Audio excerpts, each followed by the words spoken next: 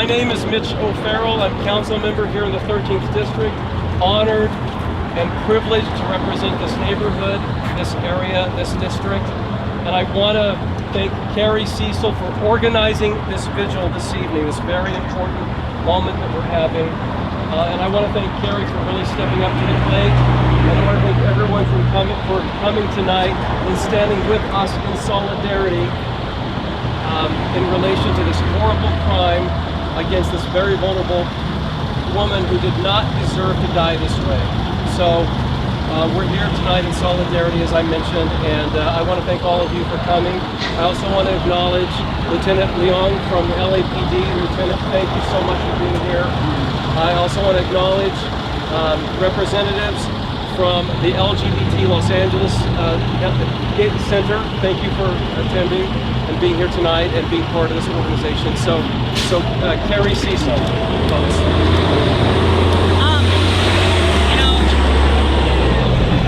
A life has been taken.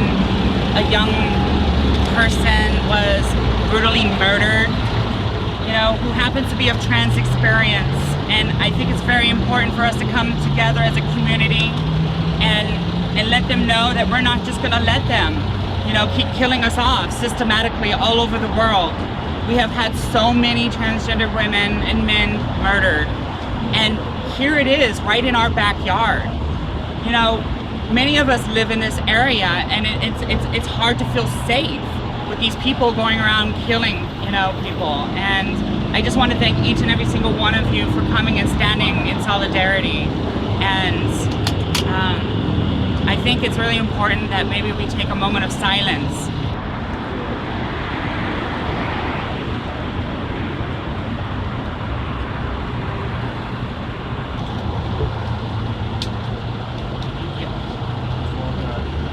Another transgender person was killed. I am absolutely devastated. How sad it is that another African American transgender person on the streets of Los Angeles has been killed. Has been killed based on the color of their skin or the gender identity. Very, very sad. I don't believe that we will rest completely until the suspects are apprehended and prosecuted to the fullest extent of the law.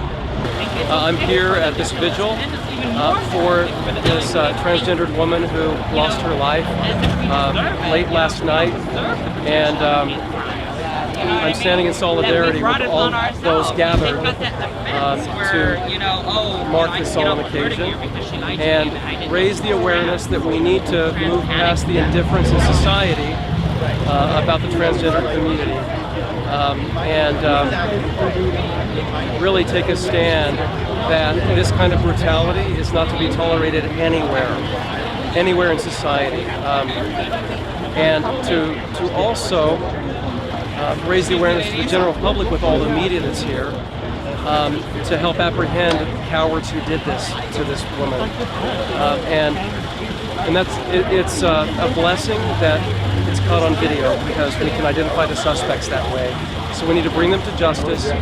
We need to get to the bottom of this in an investigation and determine factually on the status of a hate crime or not. So I'm encouraged by the community here tonight to raise the awareness of those who are often marginalized in society, and we need to be here for them, and that's why I'm here. This is the 8th transgender woman of color who has been killed since June in this country, and while that might not sound like a lot to some people, there aren't that many transgender women of color in this country. So this isn't just a coincidence or random violence.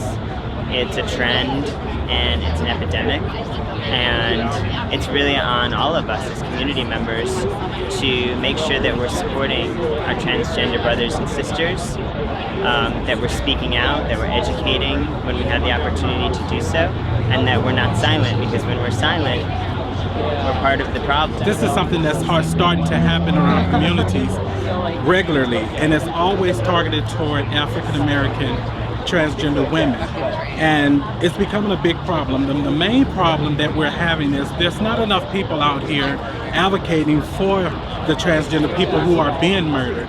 Also, there's not enough people working to capture the people who's actually committing these murders, making it harder for transgender women like myself to get out in the world and maneuver and to do what we need to do to get through life during the day. You know, it's just so crazy. You know, we're discriminated in housing, we're discriminated against in medical, we're discriminated against in general. We are the people that people say should not exist. Why, I don't know.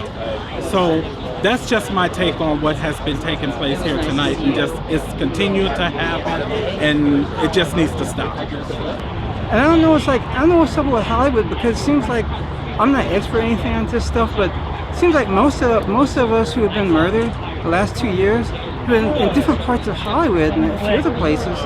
And what I see on one of the media today, there was a report about East Hollywood and poverty. And so I teach like history and all that. And I'm kind of linking it up. I said, okay, any place you have poverty and you have more violence, it's a worldwide phenomenon. It's happened a long time ago. It's happening now, and it's going to continue until we get serious about you know, linking all this stuff, about teaching more people about this, about, you know, bringing economic empowerment into the community. It's got to stop. It's got to stop. So we're out here tonight. We're gathered here for the young woman that was killed. She was murdered in cold blood. We're gathered here as a community. We're angry, and we want to see to it that justice is served. There have been many trans women who have been killed over the years, and nothing has been done. Paris Wilson was a man who killed Elon Nettles in New York City, and he walks away scot-free. And I don't want to see this happen again. I don't want another Elon Nettles. I'm out here to remember the life of a transgender person who was shot down. We're not sure exactly why it happened or how it happened, but we know that transgender people are being killed frequently, and there doesn't seem to be a lot of police effort to find the killers. So we came together to do this vigil, not only as a remembrance, but to let the community know that there are a lot of people like us, and we just are tired of being the victims of hate crimes, being killed and forgotten. Unfortunately, once again, we are here having a vigil for another transgender woman that has been murdered. Countless transgender people all over the world have been constantly attacked, focused on, murdered, you know, and we have some of the highest violence rates in the world. And for such a small minority, the numbers speak for themselves. And in the last 4 years, over 1,600 trans people have been brutally murdered all around the world. And that's not even counting the unreported cases. That's not even counting those that they misclassified as just a man in a dress. How many times have we heard that? Just a man in a dress. Can't we just respect us as the people that we are? And to constantly attack us and people not to look at us as the human beings that deserve the rights to stand up against that, you know, it's just heartbreaking. So once again, we're here to remember our fallen sister, because it could be any one of us next, because nobody's doing anything about it, and we have to come together as a trans community. It doesn't matter the color of our skin, it just matters that we're trans and that we're in a small minority. And we have to send a message out to the world that we're just like you. We're just on a different path, and show us in a human light.